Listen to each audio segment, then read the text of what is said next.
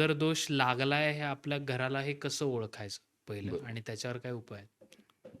कसं असतं, की आपल्या याच्यात ना आपला ओरा असतो. हं, तो ओऱ्यात कुठे काही कमी पडलं, तर नजर दोष पटकन कॅप्चर होतो. ओके.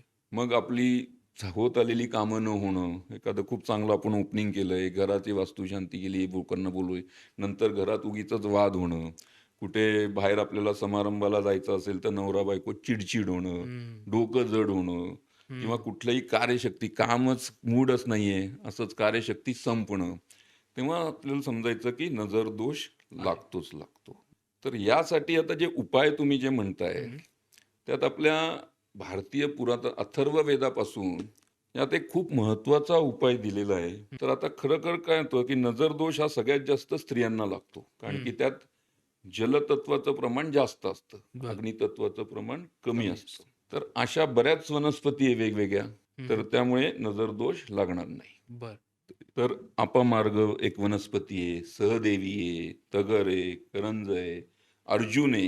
हं. अशा वनस्पती आपण घरात ठेवल्या, तर नजर दोषाचं प्रमाण बरंच कमी कमी होत होतं. असतं. नंतर अग्नितत्व वाढवण्यासाठी आपण अग्निहोत्र करतो, त्यात हां, होमसामुग्री वगैरे करतो. अशाने पण नजर दोष आपल्याला लागलेला कमी होत असतो. बरं. आणि सगळ्यात महत्त्वाचं हं, हं. म्हणजे तुम्ही घर नवीन घ्या किंवा ऑलरेडी घर घेतलेलं असेल त्यात. हं.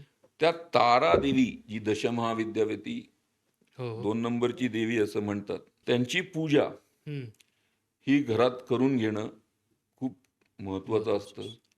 मग त्यात उंबरठा पूजन येतं तुमचं, रांगोळी पूजन येतं दशमहाविद्यामधलं, हं, हं. दुर्गाष्टक मंडळाची रांगोळी काढली जाते, हं. ब्रह्मस्थान पूजन येतं, वास्तुपुरुषाचं पूजन येतं आणि कवड्या वापरतात, वेगवेगळे क्रिस्टल वापरतात, हं. 81 प्रकारची रत्न वापरतात, बरं. कुबेर की आणि असे बरेच 100हून जास्त गोष्टी वापरल्या जातात त्या. हं, हं, हं. तर ही जी पूजा केल्यानंतर तुम्हाला नजर दोषाचा प्रमाण राहणारच नाही.